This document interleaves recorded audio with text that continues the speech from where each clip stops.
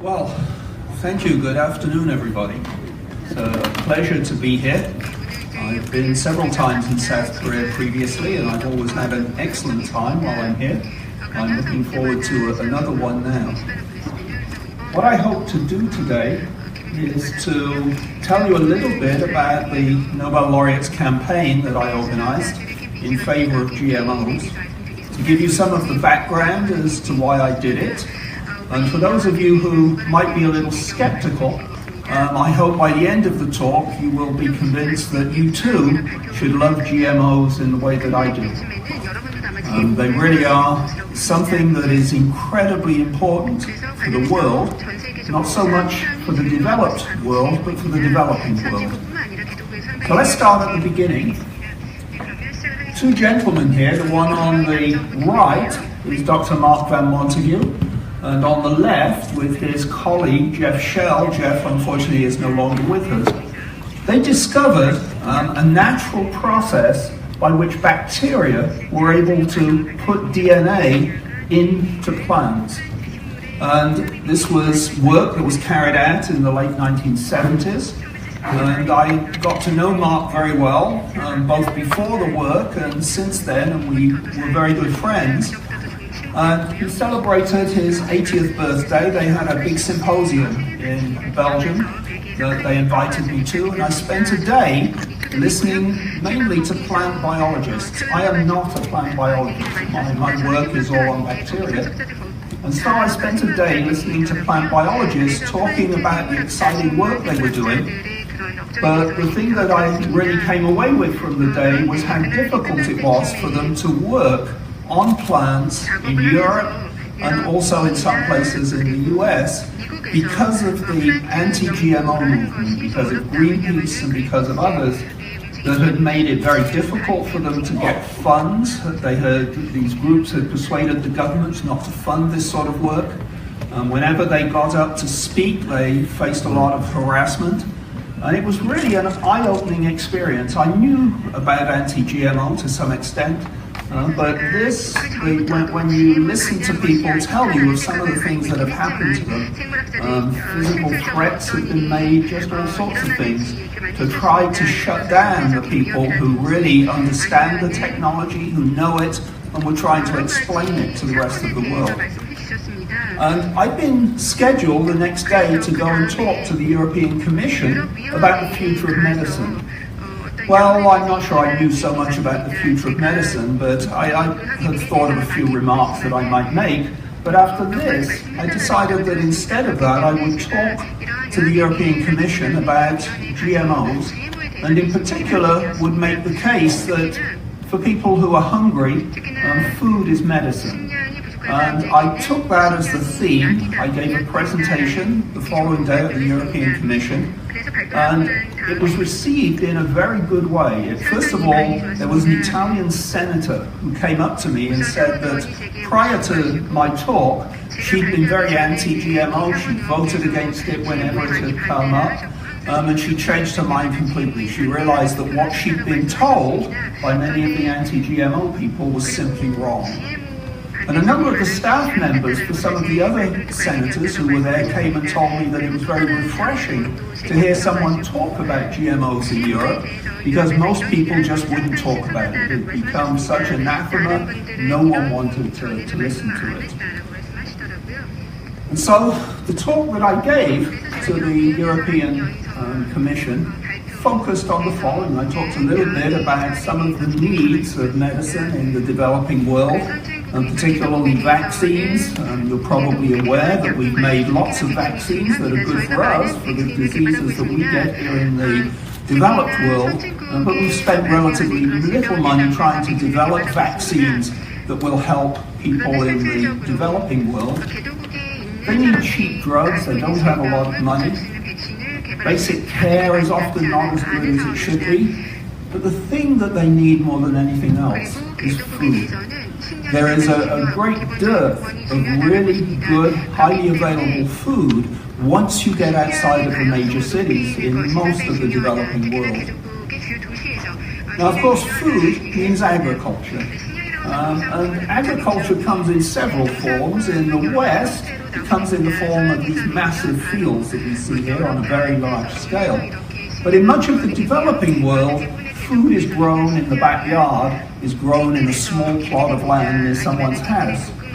And what has happened is that in cases like this, the big food companies, the big agricultural companies like Monsanto and so on, have spent an awful lot of effort breeding better plants that will grow perfectly under these conditions. But in much of the developing world, where they perhaps don't eat the same foods that we do, they are still stuck with foods that were originally and plants that were originally developed many, many years ago, in some cases hundreds of years ago, and no one has gone out and tried to improve them in the way that we have improved the plants that we grow. And so the yields are not very good, the quality of the food is often not very good, the nutritional value is often not very good. Unfortunately, we are now in a position where we could fix that. We could do something about this if we had the will to do it. And I thought one of the things that I should do was to try to organize a campaign among the Nobel laureates to really get the message out that GMOs were okay, they were safe, there were none of the problems that the anti-GMO people like Greenpeace were trying to tell you were a severe problem. Now, the whole thing was conceived in December of 2013 after this symposium to honor Mark's 80th birthday. I then went through a sort of a long planning phase trying to figure out exactly what I would do, how I would do it, and starting to talk to some of my Nobel friends. The formal organization of it began in July 2015 at a Lindau conference where a lot of Nobel laureates gather. And then we launched it publicly on June 30th of last year with a big press conference in Washington. And what happened at that time was that immediately after this press conference, there was something like 25,000 news reports hit the internet and went out to various people. And the message that we sent was basically to call on the Green parties, noticeably Greenpeace, to stop scaring the public by pretending that GMO food should be banned because they were dangerous. And it was a very simple message. It was one that we were hoping Greenpeace would think about and take seriously, one that we hope the public would listen to, and one that we felt would have some impact, first of all because we were Nobel laureates and for some reason a lot of people listen to what we have to say, but more importantly, we were all recognized as good scientists and had no connection whatsoever to big agribusiness. And almost all of the other people who've been out talking about how good GMOs were had direct connections into agribusiness. And so, of course, Greenpeace and co. immediately say, oh, we can't believe anything you say because you're being paid by business to say these things. We had none of that. We had not a single person who signed up who had any connection with agribusiness. We're now up to 126 laureates, and none of us have connections to agribusiness. This was a little poster that we put up that we really send around to people. I put it on some of my emails from time to time. And I think the key message is really on the right-hand side, and that is that on the left, the anti-GMO people, a representative of them, trying to say that foods containing GMOs are bad or made by the GMO effort are bad, really with a scary face trying to scare people. And on the right you have a little boy who is hungry and he is only too happy to eat GMOs. At the bottom right is the web address of our campaign. It's called supportprecisionagriculture.org. It has the list of all of the laureates who've signed. It has a space where other people, and I hope some of you, will take a look at this site and sign on and join us. And then it has a variety of informational pieces about GMOs, including copies of many of the slides that I use when I'm making presentations, if you ever want to use them yourself. Now, I wanted to start out by making the point that there is almost nothing that you eat that we have not deliberately modified genetically.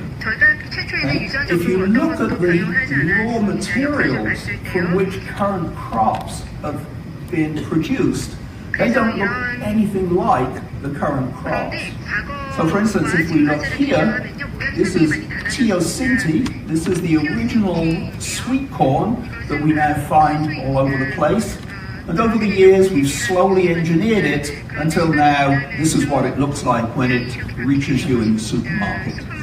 And this was not done by some natural process. This was done by a series of somewhat unnatural processes in which we've done plant breeding, we've done radiation, we've gone out of our way to make this, to engineer this crop, if you will.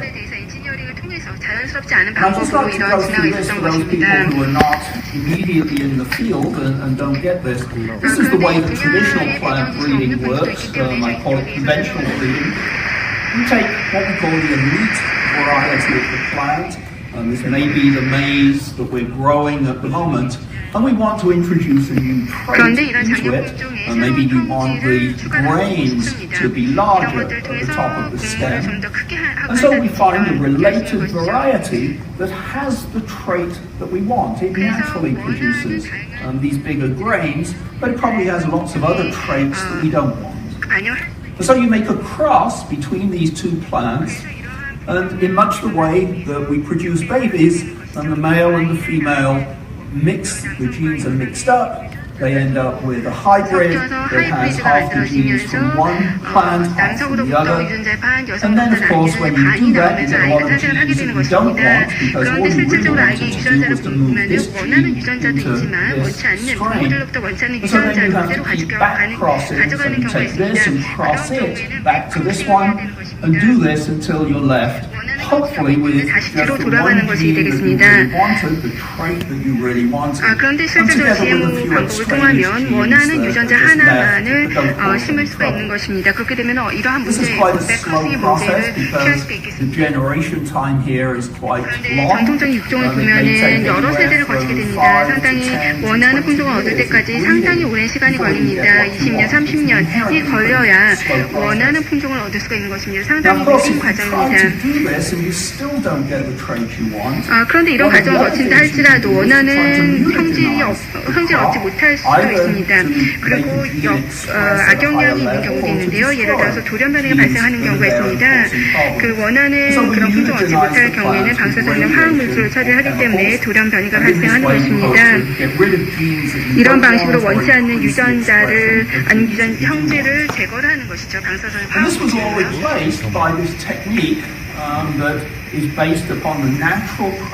그래서 저희가 보는 그 몽테그와 샤프 박사님께서 말하는 이런 내추럴 프로세스, 자연적인 과정을 통해 이 박사님께서 박테리아에서 어떤 벡터를 발견했습니다. 그래서 벡터를 통해서 원하는 형질을 식물 속으로 삽입할 수 있는 것입니다. 여기 플라즈미를 사용할 수가 있습니다. 그래서 원하는 형질을 분리를 해가지고 원하는 유전자를 식물 속으로 삽입을 할 수 있는 것입니다. 이런 방식으로 삽입을 함으로써 저가 원하는 유전자만을 전달할 수 있습니다. 그 외에 다른 것들은 원치 않기 때문에 원치 않는 것들을 삽입하지 않고요. 원하는 유전자만 삽입을 할 수 있는 것입니다. 즉 자연적으로 발생하는 유전자만 삽입을 하는 것입니다. 그래서 이러한 것들을 원하는 곳에서 얻을 수 있는 것이죠. DNA는 DNA입니다. 보편적인 형질을 가지고 있습니다. 두 가지 장점이 있는데요. 첫 번째로는 원하는 형질을 삽입을 할 수 있다는 것이죠. 구체적입니다. 그리고 동시에 빠릅니다.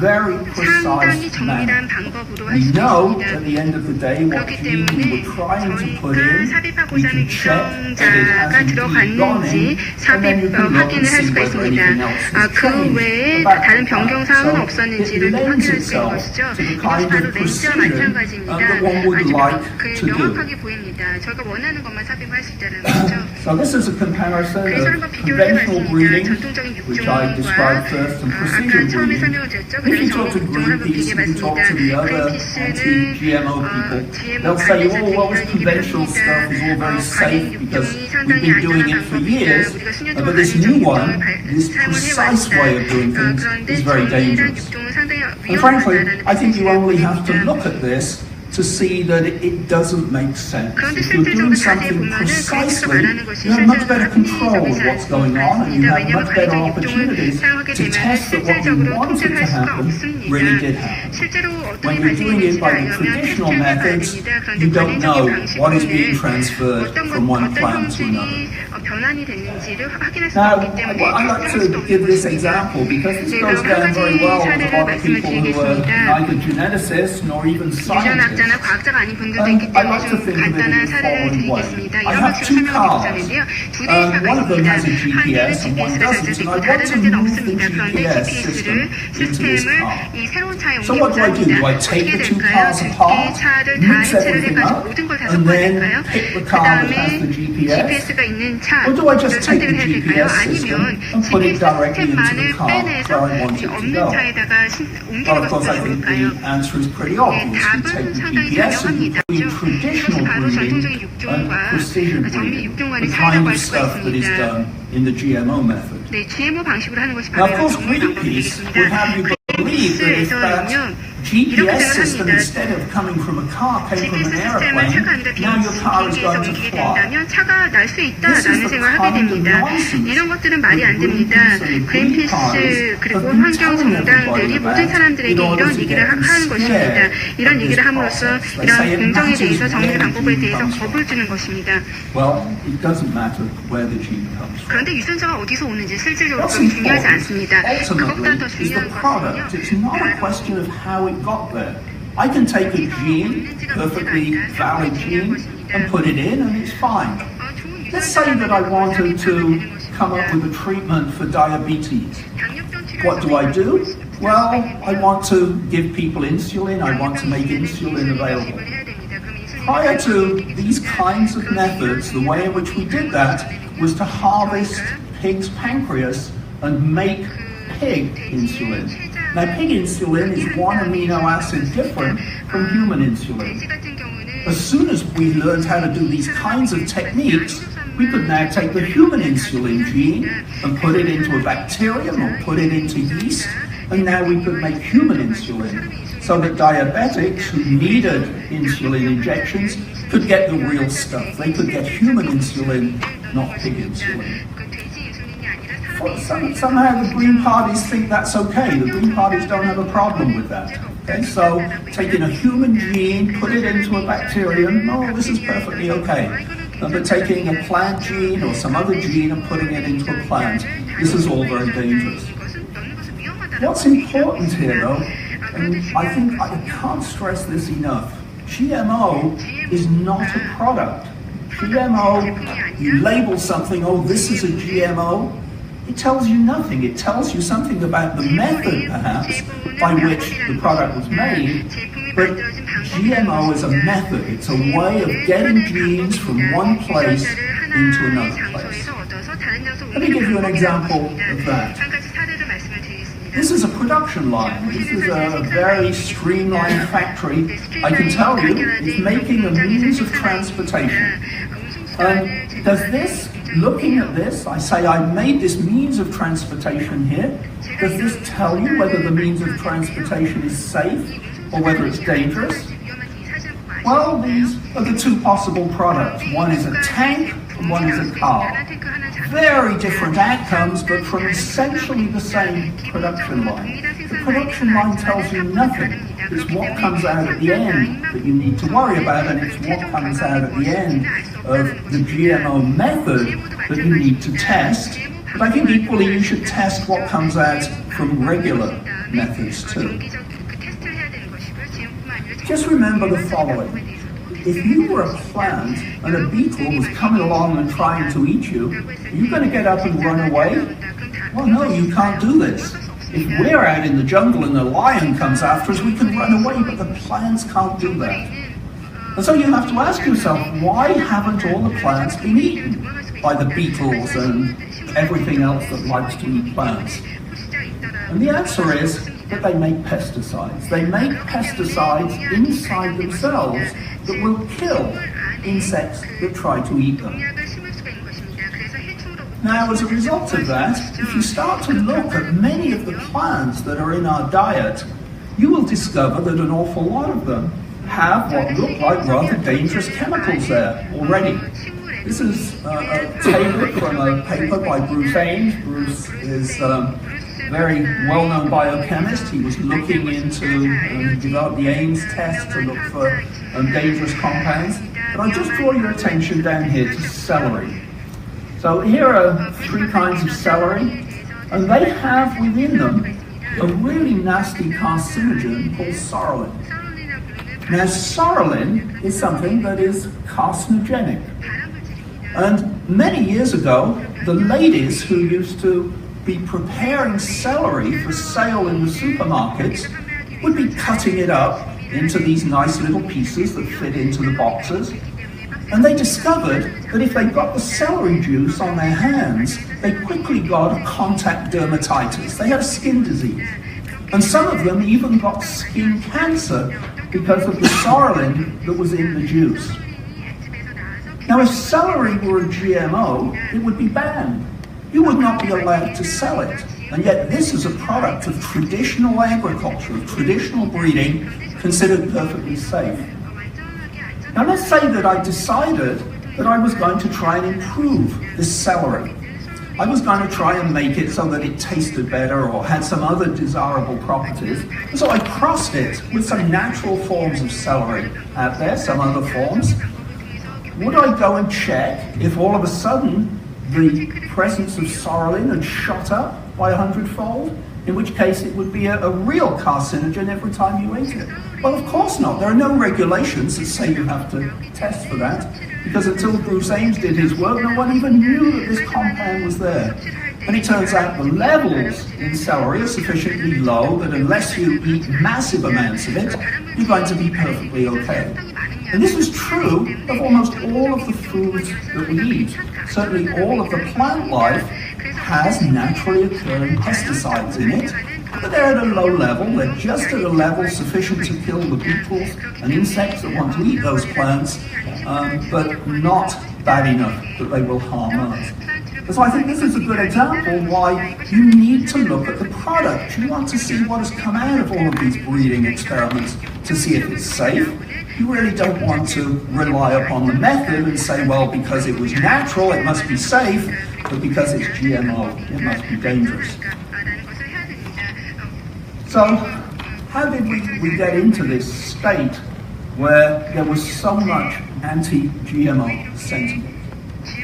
Well, if you look at the developing countries in Africa, in South America, in Asia, they frequently need better crops with better yields. And this is something that with the GMO technique one can do fairly quickly. And I will show you some examples of how easy it is to do some of this later on in the products. They need GMOs. Europe, on the other hand, doesn't. If you go and visit Europe, you don't see a lot of thin Europeans walking around because they don't have enough food, unless, of course, they're recent immigrants from Africa. They're pretty well fed. They have lots of choice. They don't have a problem with food. So why wouldn't Europe endorse the GMO method when it can be so helpful for the developing world? Why would they not go for this? Well, the question at the bottom says, could it be politics? Could it be money? Or could it be both? And I will argue that it's both. That the Greenpeace and the Green parties in Europe found it very beneficial to be against GMOs. And why? it all developed from the fact that in Europe, they were very concerned that the big American agro-businesses were taking over their food supply. And they didn't like this. They wanted to be in control of their own food supply. And so what could they do? Well, of course, they could ban Monsanto and say, we won't buy anything from you. But unfortunately, if they did that, there'd be a lot of thin Europeans around because this is where they get all their seeds from. And so instead, they focused on GMOs and found GMO as being the surrogate by which they could attack Monsanto. And Monsanto, of course, didn't help, because when Monsanto first introduced GMOs into Europe, they didn't do anything that was going to benefit the consumer. They did it in such a way that they made a lot of money, the farmers made a little bit of money, and the consumers paid a little more for these products. It's the worst marketing strategy one could imagine, and it has rebounded to the state that we're in at the moment. So, what can we do about that? Well, first of all, we have to recognize that the Green parties have made all of these claims about GMOs being dangerous. And of course, what you do, as soon as you say something is dangerous, you say, well, we'll ban it. And in particular, if you're a politician, you'll say, I will stop this, vote for me, I will save you. It's the oldest political trick in the game. And the Green parties realize this, and as a result, they have gained a lot of popularity and a lot of political power in Europe. And the best of all about this was that it had no economic consequence whatsoever for Europe. And so the Green parties thought they found a winning strategy. And it may surprise you to know that Greenpeace, which is one of the bigger anti-GMO NGOs in Europe, has an annual budget now that has been estimated to be about 500 million euros. This is a not-for-profit organization, and that fundraising has mainly taken off because of their anti-GMO stance. Now, Greenpeace do a lot of good things. Don't get me wrong, I'm not saying Greenpeace are an awful organization, it's just here, they got it wrong. They picked an area where they said that we were going to be against it on the basis of scenarios that they were able to paint.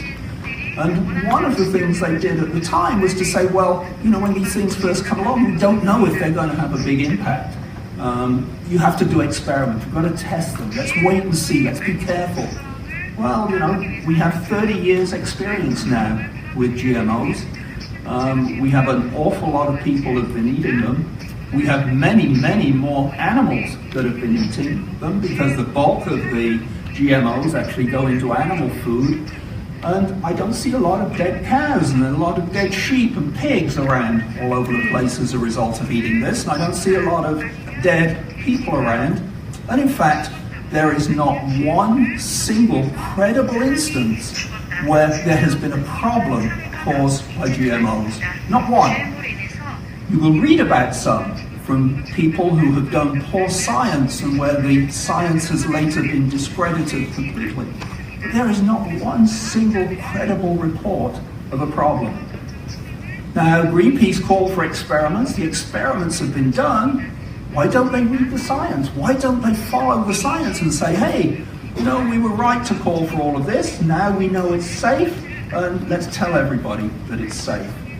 Well, I think you can easily see why they don't want to do this. If you had a budget of 500 million euros a year, I think you would not want to do anything that you thought might jeopardize that.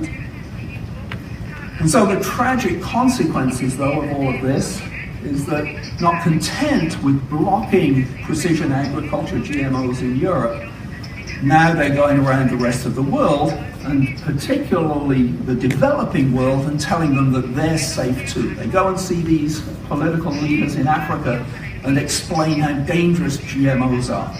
I find this appalling, frankly. Here they are with a wonderful technology. This is probably the best technology that ever happened to agriculture. And here they are telling the people who really need it that they shouldn't use it.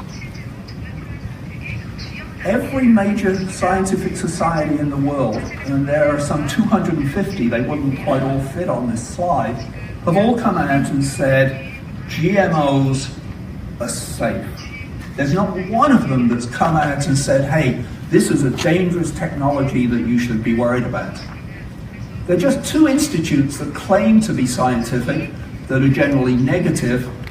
One is called the Institute for Responsible Technology. This is headed by a man called Jeffrey Smith, who likes to be called doctor, although he's not a doctor, but he never corrects anybody when they call him doctor, has produced several movies in which he really demonizes GMOs. And if you read through these movies, almost every piece of film is wrong. The science is dealt with abysmally. It's just awful. There have been some wonderful critiques written of this film. And then at the bottom is another group of anti-GMO people. They call themselves the American Academy of Environmental Medicine. They are really another bogus organization of pseudoscientists. Some of them are doctors who really are anti-GMO. This is the only thing they are, and they've organized themselves into an institute. So no credibility whatsoever here. I might also mention that when we tot up the Nobel laureates who are pro-GMO and will tell you they're safe, we have 126. When you tot up the Nobel laureates who will tell you they're dangerous, well, there aren't any. There's zero. Now, I want to introduce a few examples of how GMOs can really help the developing world. One of the major problems worldwide is vitamin A deficiency. If you don't get enough vitamin A when you're a child, then you have all sorts of problems. You have problems in the proper development of your eyes, and it becomes easy to go blind, and you also suffer a lot of developmental defects. Something of the order of 1 to 2 million kids suffer from this, and about 1 million or slightly over that die every year because they don't get enough vitamin A. If you compare this with the numbers for HIV, for tuberculosis, for malaria, far more serious problem. Now, two scientists, Ingo Petrikas at the ETH in Zurich and Peter Bayer at the University of Freiburg, decided they were going to try to do something about this. And they recognized that many of these children who live and ate all of their foods in a developing country often had rice as their staple. This was a staple. And they thought, well, why don't we develop a strain of rice in which we put beta-carotene, which is the precursor of vitamin A, into the grain. So we'll get this rice to put it into the grain. Rice naturally makes beta-carotene rather, but it puts it into the leaves and into the part of the rice that is not eaten. And so they spent some time doing this and soon figured out how to do it. In 1999, February 99, they had succeeded in making a rice that could produce beta-carotene. Could have been in the field within 2 to 5 years. Typically, once you've got something going in the lab, it's 2 to 5 years to get it out into the field, to get good crops growing, and to get it all going.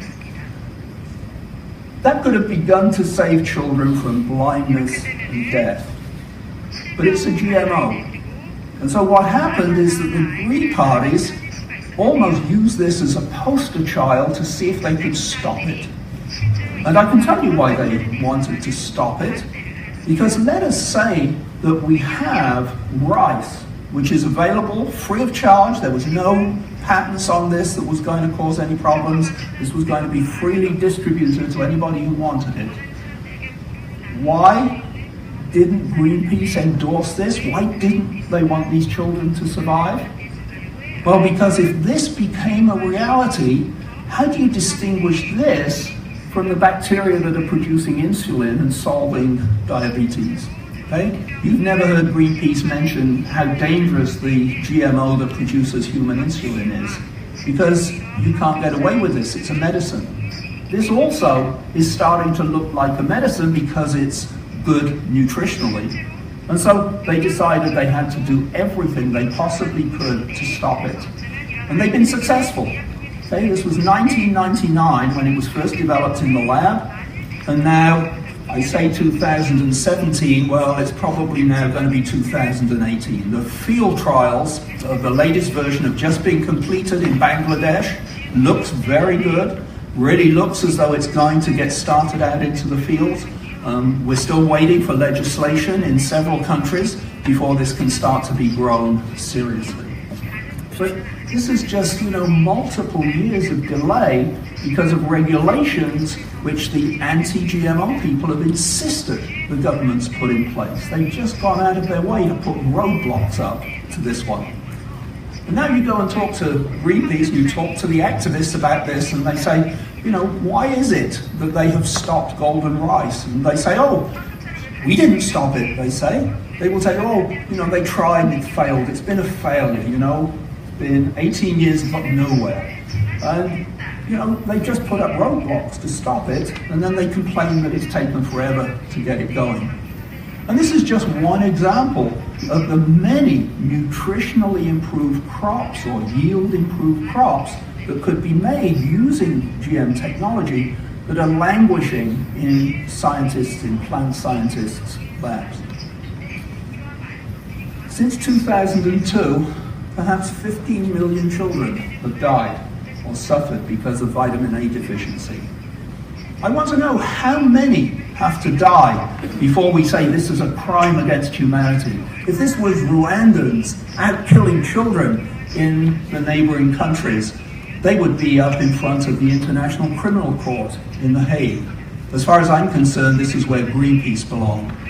They have done a severe damage to humanity here, and I think it's time that they stop. Let me tell you about one or two other things that are interesting. Bananas. Bananas are very interesting. You probably all enjoy bananas from time to time. The bananas that you eat look nothing like the wild-type bananas that were originally found several hundred years ago. The original bananas were essentially all seeds. They had almost no flesh on them. And so thanks to breeding, they got bananas to a point where there are almost no seeds left at all. The ones that are left are so tiny that you can eat them and you don't even know that they're there. Well, bananas face a major problem in sub-Saharan Africa from something called Xanthomonas wilt. It's a bacterium that grows on the banana plants and kills the bananas very efficiently. Now, the normal solution to this would be to find a variety of banana that is resistant to this disease, cross it into the plants that you grow in your backyard, and then select for the ones that are resistant. Well, it turns out that among the more than 400 varieties of bananas that are known, not one of them is naturally resistant to this. Not one. And so the conventional approach isn't possible. So what can you do? Well, the way it's treated at the moment is with pesticides and antibiotics to kill the Xanthomonas. That's very expensive, it's not sustainable, and it's not easy to do in reasonable sized farms. And so many banana farmers in Uganda and elsewhere are just going out of business. They just can't grow these things anymore. And bananas provide 30% of the calories that go into the population of Uganda. So what can you do? Well, it turns out that sweet pepper is resistant to this disease. It's got 2 genes in it, and those genes provide resistance to Xanthomonas. And it turns out if you take those 2 genes and move them with the GMO method into bananas, now the bananas are resistant. Okay, so here's 2 genes, we know what they are, we put them into banana, and it stops this disease in its track. If we don't stop it, bananas could disappear from the face of the earth. Why would you not do this? What is the argument against doing this? People eat these sweet peppers all the time, and they have these 2 genes and the gene product in them. So what's the matter with eating bananas that have these same gene products in them? Well, of course, the answer is there's nothing wrong with it, except the anti-GMO activists don't want that to happen. They would rather see the Ugandans and other people in the developed world die because they can't get enough food. Here's something else that's coming along that's quite interesting, something called the fall armyworm. This is a worm that eats corn cobs. It eats these big cobs that people grow. This used to be a major problem in the US until someone developed a variety of corn in which they put a gene called the Bt gene. The Bt gene is from a natural bacterium, Bacillus thuringiensis, and this gene will, or the gene product, will kill these fall armyworms. And so now, in the southern part of the US where all of this is grown, they don't have a problem with it, it's fine. This same variety of corn will grow in Africa.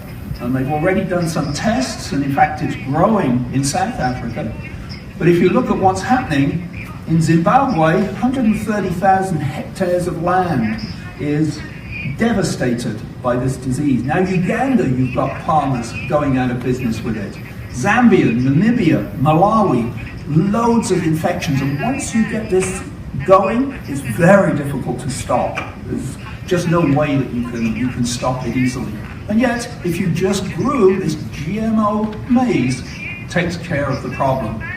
But of course, the GMO activists got to Robert Mugabe in Zimbabwe and persuaded him that he should not allow GMO anything into the country. And so they sit and watch these worms eat the food that the population should be eating.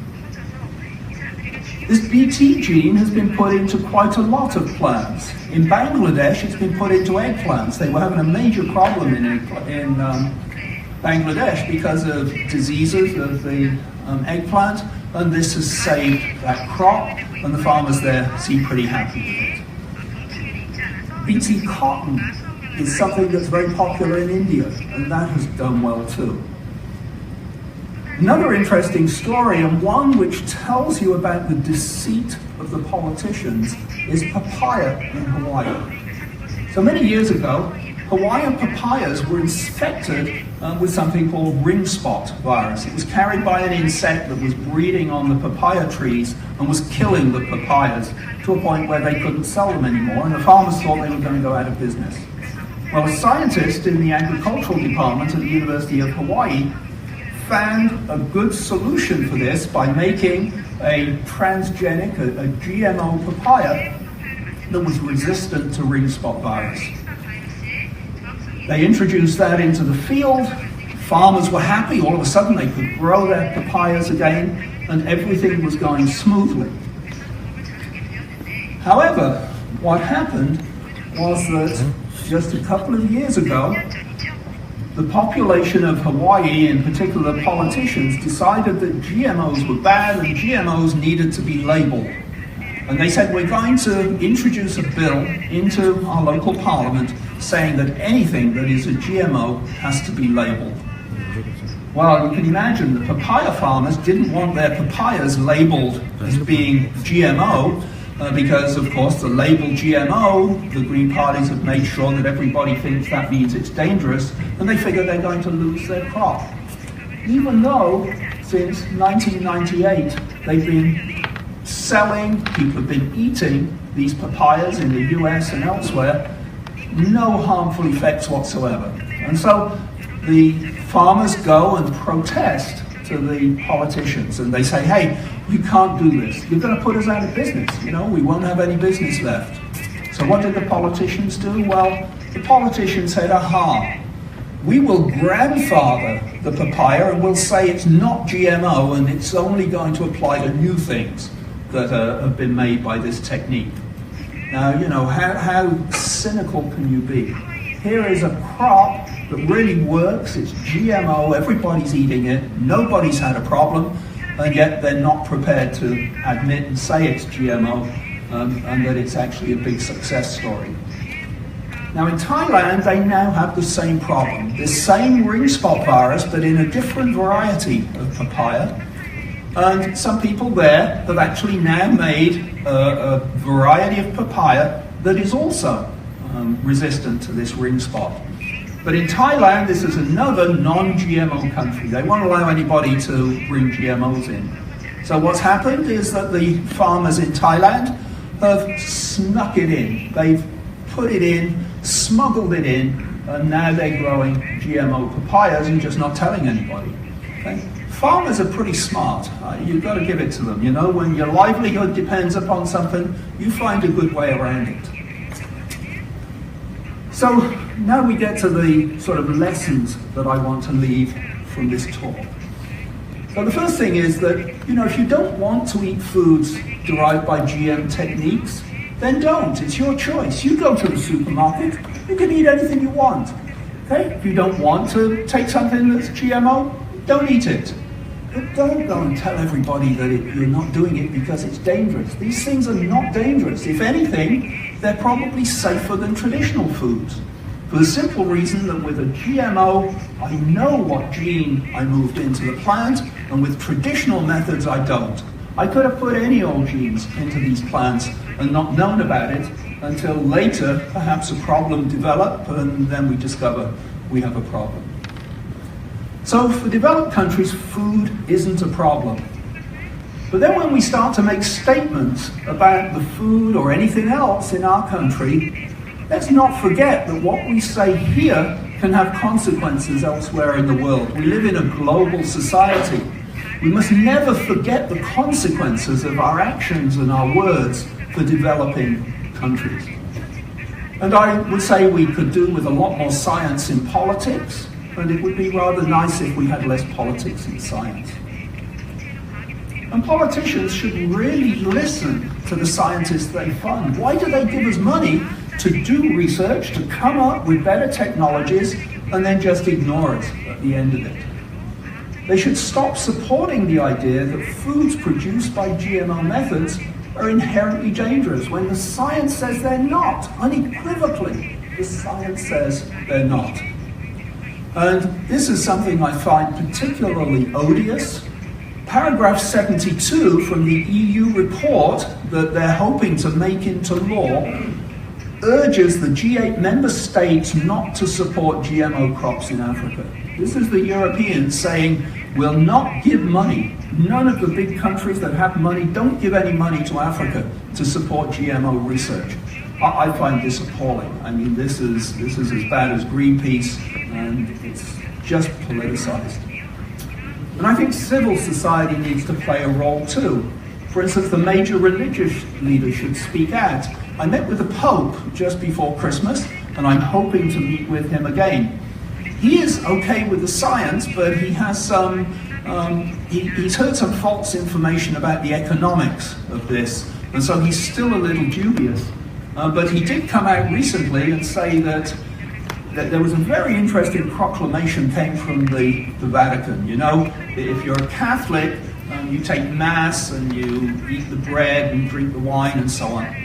Well, the proclamation from the Vatican said this bread cannot be gluten-free. And so you've got to have some gluten in the bread, otherwise it's not appropriate for Eucharist, but it's okay if it's GMO. I thought that was a great win, and I'm hoping to get the Pope to say something a little more than that. But there are many other religious leaders out. I met with some Buddhist leaders last year, and they seemed as though they would be okay with it. So I think we need to make sure we get these people on board. The Rotary clubs, also the Rotary clubs are worldwide. They support the poor. They try to do the best for the poor. Here's another cause they can get behind. Influential celebrities should speak out instead of being anti-vaccination and anti-science and anti-this and that they know nothing about. Maybe they should do things a little better. The media can do a lot better by portraying science accurately and not pretending that there's always two sides to an argument and it's 50-50. It's like climate change. They love to get people, some people say, oh yes, climate change is real, some say it's not. Even though 95% of the scientific community says it's real, but the press never plays it that way.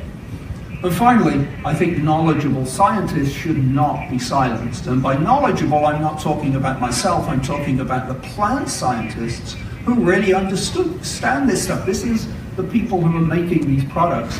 And what's happened is that Greenpeace and their allies have effectively silenced them. And finally, I want to leave you with this, and I say, have a heart. Non-GMO is a Western indulgence of the rich, and it just doesn't work for the poor in Africa. This little boy has plenty of choice. These poor kids have no choice. So let's really not demonize GMOs. Let's not demonize something that can help feed the poor in Africa.